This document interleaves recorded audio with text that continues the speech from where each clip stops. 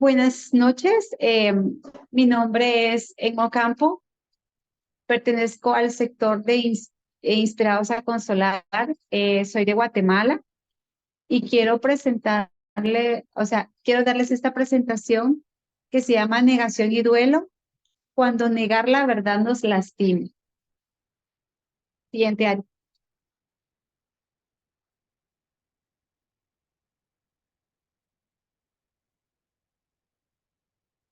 La negación es una respuesta inicial común al duelo. Creo que esta respuesta inicial puede ser una gracia de Dios, permitiendo que tu cuerpo y tu cerebro físico se pongan al día y se adapten a la situación en que estamos viviendo.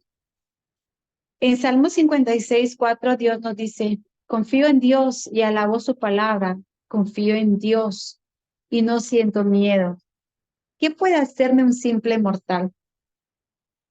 La, yo creo que nuestro cerebro tiene que adaptarse a cada situación que nosotros veamos. Mientras nosotros más neguemos las situaciones, pues es más difícil en nuestro caminar. Se nos hace muy, muy raro, ay, muy difícil el que nosotros veamos y aceptemos realmente lo que está pasando en nuestras vidas. La siguiente área.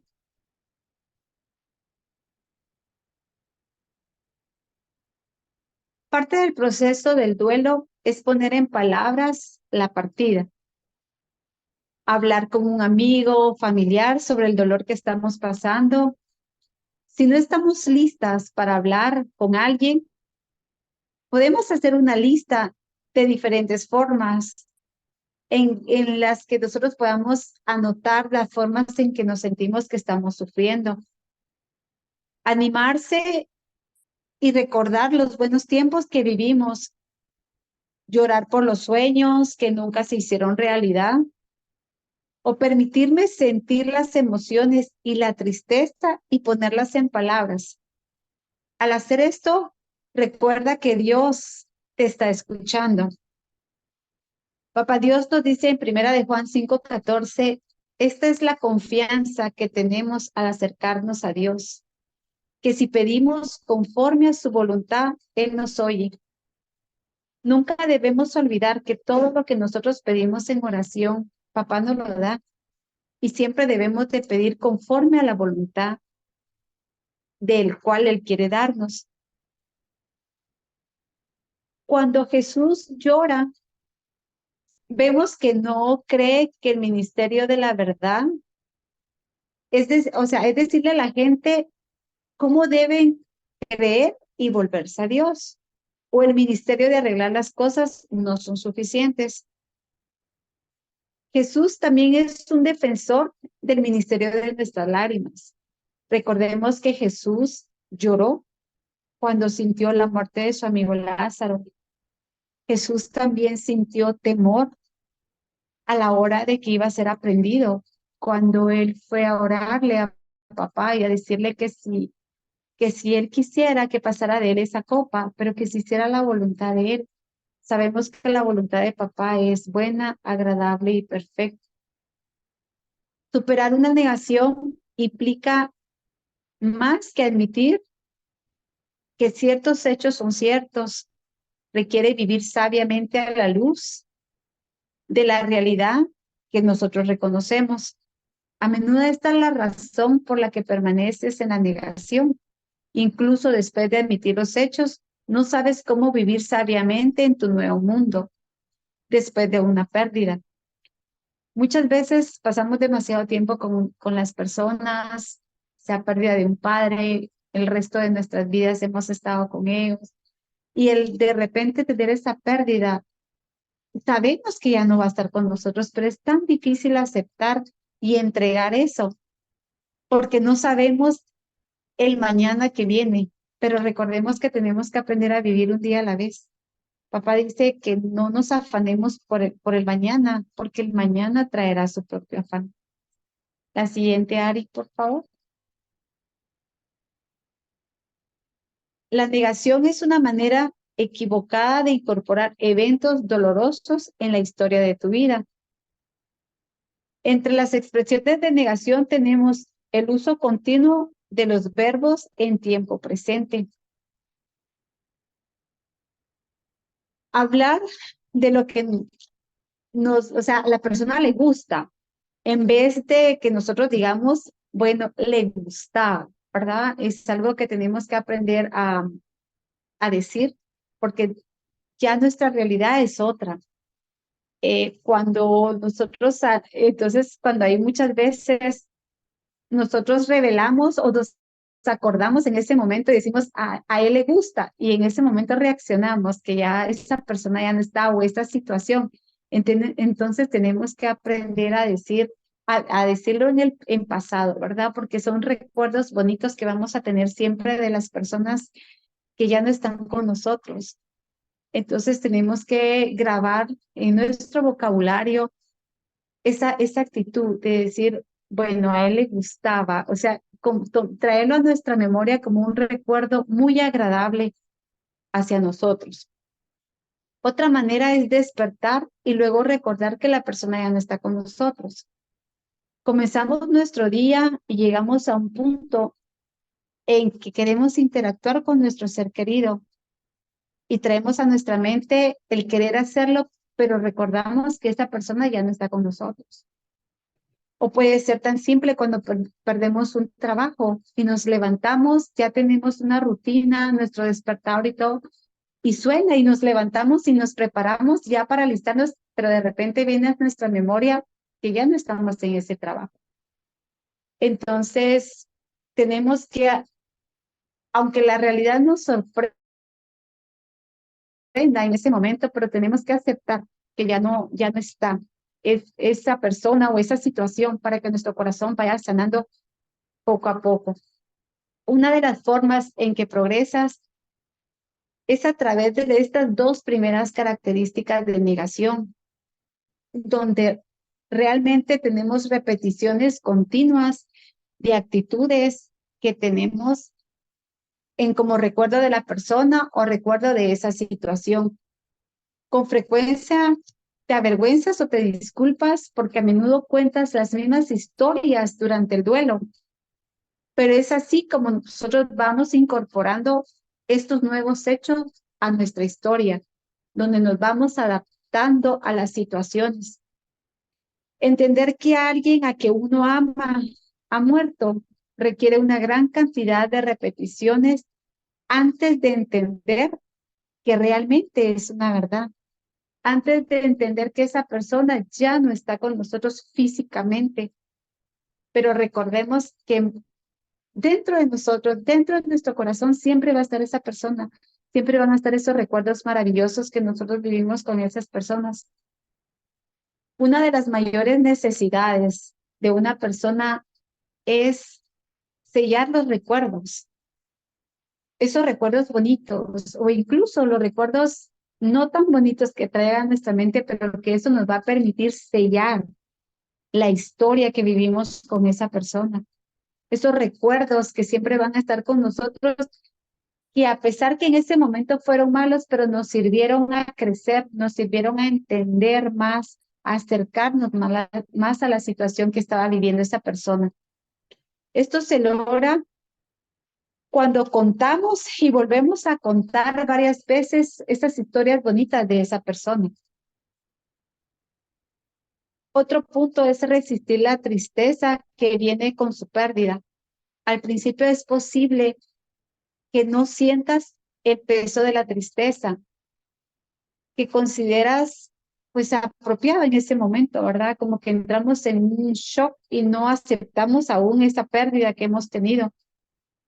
El punto de preocupación es cuando la sensación de tristeza no regresa después del momento inicial de ese shock, como en el caso de una herida física o el impacto de una herida así fuerte, por ejemplo, un arma de fuego, ¿verdad? O sea, en ese momento como que se anestesia nuestro cuerpo y no sentimos hasta al transcurrir del tiempo, pues vemos sangrado, vemos ya dolor, entonces ya Eso es lo que nos va haciendo ver que tenemos esa pérdida, ¿verdad? Entonces puede ser también cuando queremos encapsular ese dolor y no aceptamos esa pérdida. Y en ese caso lo que hacemos es endurecer mucho nuestro corazón, porque nuestra emoción no sale. Entonces tenemos que aprender a que esa emoción, nosotros tenemos que controlar la emoción para no caer también en un punto de depresión, en un punto de lastimarnos a nosotras mismas por medio de esa pérdida que hemos vivido. Otro punto es centrarse exclusivamente en cuidar a otros que están en duelo y prácticamente nos olvidamos de nuestro duelo, ¿verdad? Entonces entramos en una práctica de negación de que esa situación o esa circunstancia a nosotros no nos duele y no es así. En este caso, nosotros nos convertimos como en médicos de esa persona y olvidamos que realmente nosotros también somos esos pacientes que necesitamos también que ser consolados, que necesitamos también ser cuidados. Y a la vez es una doble victoria que se obtiene porque es una satisfacción que nosotros tenemos el ayudar a otra persona. Incluso también lo podemos hacer por agradecimiento. Y no es que tengamos que enfrentar el dolor de esa persona, porque nosotros tenemos nuestro propio dolor, pero tenemos que sentirnos satisfechos de que también en nuestro dolor nosotros podemos ayudar a otras personas. Y para nosotros es una victoria, porque entendemos y estamos luchando para aceptar esa pérdida que nosotros hemos tenido. Puede ser que llegue en mucho tiempo o en corto tiempo, pero es algo que nos está ayudando y nuestro dolor podemos canalizarlo también en ayudar a esa otra persona. Y al darle palabras de consuelo a esa persona o darles palabras de aliento, nuestra mente también las está escuchando y nosotros también nos las estamos creyendo. Es natural querer controlar una experiencia desagradable, especialmente una como un duelo, que tan fácilmente se impregna en las áreas de nuestra vida y en las relaciones con las personas que tenemos a nuestro alrededor. El camino del duelo hacia cada área de nuestra vida debemos aprender y entender qué es el amor.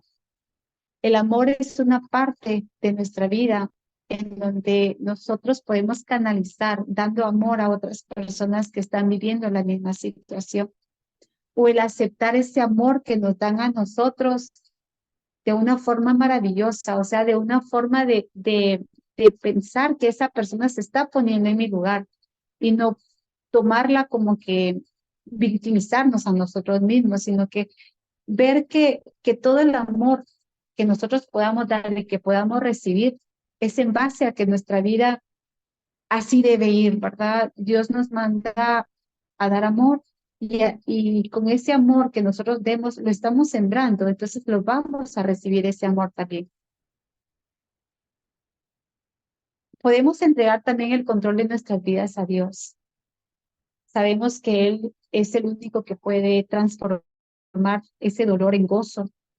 Él es el único que tiene el control de cada una de nuestras situaciones. Él es el único que puede sanar un corazón herido.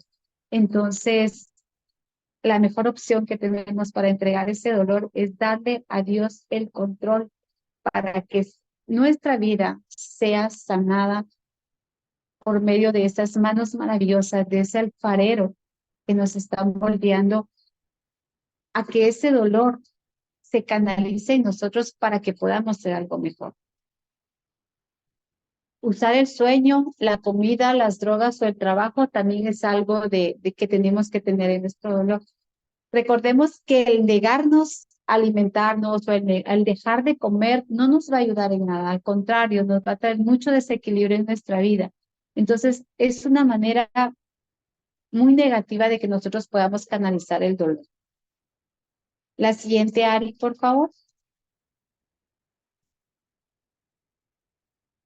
¿Cómo lo reconocemos? Dice, y ustedes no recibieron un espíritu que de nuevo los esclavice al miedo, sino el espíritu que los adopta como hijos y les permite clamar, Abba Padre. Recordemos que Dios no nos ha hecho esclavos del miedo, sino al contrario, nos ha dado un espíritu para que seamos esforzados y valientes y un espíritu que no sea de cobardía. Aquí eh, tenemos que establecer una intimidad con Jesús, entregarle y llevarle a la cruz ese dolor que estamos sintiendo, para que así empecemos a tener una historia maravillosa en Él, una historia que nos va a llevar a que esa persona ya no está con nosotros o que esa situación, pero recordando siempre que para Dios no hay nada imposible en darnos algo mejor. Los planes de Él son perfectos y maravillosos y Él siempre va a tener planes de bien para nosotros y no planes de mal. Al reconocer nuestra pérdida, debemos empezar a darnos cuenta de que la muerte no desencadena dolor y la ausencia física no es lo único que se lamenta cuando tenemos una pérdida. Recordemos que para nosotros los cristianos la muerte de un ser amado es algo maravilloso porque es algo de que esa persona ya no está sufriendo, que esa persona ya no tiene dolor y que es una esperanza porque sabemos que los vamos a volver a ver, que nos vamos a volver a encontrar con él. Entonces tenemos que tener esas emociones de amor, esas emociones de alegría, de cariño hacia esa persona, todo el tiempo que pasó con nosotros, todo lo que compartió con nosotros también. Debemos de ver nuestro duelo y canalizarlo de la mejor manera. Nuestras emociones no deben reprimirse, pero deben de ser unas emociones que traigan fruto, que esa emoción que nosotros estamos sintiendo en este momento es una emoción que nos va a ayudar a salir adelante, una emoción que nos va a ayudar a ser más generosos, más comprensivos con las demás personas que están a nuestro alrededor, a valorar más a lo que tenemos a nuestro alrededor, para que así esa pérdida en ese momento ya no vaya a quedar como una carga en nuestro corazón, sino que al contrario vamos a saber que dimos todo de nuestra parte a esa situación, a ese trabajo, a ese ser amado que se nos fue, a ese sueño que aún tal vez no lo cumplimos por alguna razón, ¿verdad? Porque muchas veces llegamos a no cumplir nuestros sueños porque sea que tengamos alguna pérdida física también. Entonces ese sueño que teníamos no lo podemos lograr, pero sabemos que Dios, para Él no hay nada imposible y nos traerá nuevos sueños y nos hará soñar nuevamente con otras cosas en nuestra vida. Nuestra pérdida, perdón, puede ser algo traumático también para nosotros. Puede ser que perdamos una parte física de nosotros, pero debemos de reflexionar y debemos ver que realmente no va a ser un obstáculo para salir adelante, no va a ser un obstáculo que va a traer decepción a nuestras vidas, sino que al contrario, creo que cada desafío que vamos a ir viviendo en nuestras vidas nos va a ayudar a levantarnos cada vez más. Jesús no nos va a dejar ahí tirados, sino que Él nos da la mano para levantarnos. Él siempre va a estar con nosotros en cada momento. Siguiente, Ari, por favor. Y quiero darles estas palabras maravillosas que Dios nos ha dado para hablarle a Él. Él sabía que nosotros las íbamos a necesitar y Él quiere cuidar de ti, quiere cuidar de tu corazón, quiere cuidar de mí, quiere cuidar de mi corazón. En Salmos 31, 9, 10, Dios nos dice, ten misericordia de mí, Señor, porque estoy angustiado. Las lágrimas me nublan la vista, mi cuerpo y mi alma se marchitan. Estoy muriendo de dolor. Se me acortan los años por la tristeza. El pecado me dejó sin fuerzas. Me estoy consumiendo por dentro. Y en Salmos 31, 14 y 15, Dios nos dice, pero yo confío en ti, oh Señor. Aquí nos habla, perdón, el salmista. Ahí es una respuesta maravillosa que nosotros le damos a Dios. Dice, pero yo confío en ti, Señor. Digo, tú eres mi Dios. Mi futuro está en tus manos. Rescátame de los que me persiguen sin tregua. Aquí recordemos que el salmista siempre daba gracias a Dios, pero siempre oraba en una situación de súplica, de algo que él estaba seguro que papá le oía. En los salmos, Dios te ha dado palabras para hablarle a él, porque él sabía que nosotros las íbamos a necesitar, porque sabía que nosotros nos íbamos a consumir en algún momento, donde dice, se consumen de sufrir mis ojos. ¿Qué nos dice Dios ahí? Dios nos dice, espera para que seas lo suficientemente fuerte y yo te haré para que tú puedas manejar la situación solo.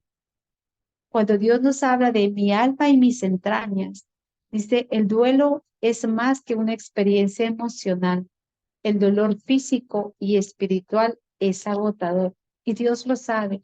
Dios lo sabe que siempre vamos a sentirnos sin fuerzas, pero cada mañana Él va a renovar nuestras fuerzas.